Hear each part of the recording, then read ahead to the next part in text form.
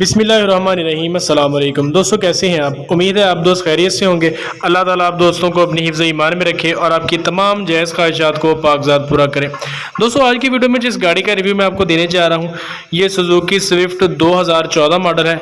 बहुत ही बेहतरीन और लश कंडीशन में गाड़ी है।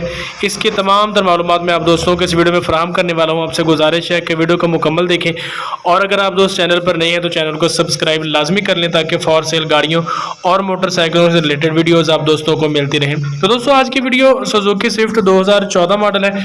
इंटीरियर और एक्सटीरियर इसका बहुत ही आउट क्लास है। बम्पर टू बम्पर बिल्कुल जेन्युइन गाड़ी है। 2014 मॉडल के होने के बावजूद आप देख सकते हैं कि गाड़ी की जो ओवरऑल कंडीशन है ये बहुत ही ज़बरदस्त है। बेहतरीन कंडीशन में आपको इसका इंटीरियर और एक्सटीरियर देखने को मिलता है।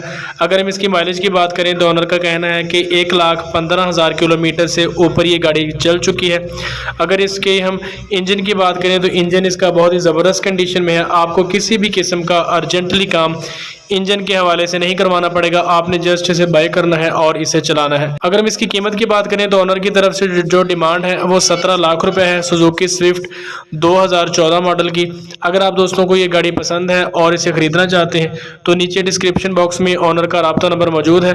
वहाँ से ऑनर का राब्ता नंबर लें और ये सुजुकी स्विफ्ट आप बहुत ही ज़बरदस्त कीमत में हासिल कर सकते हैं।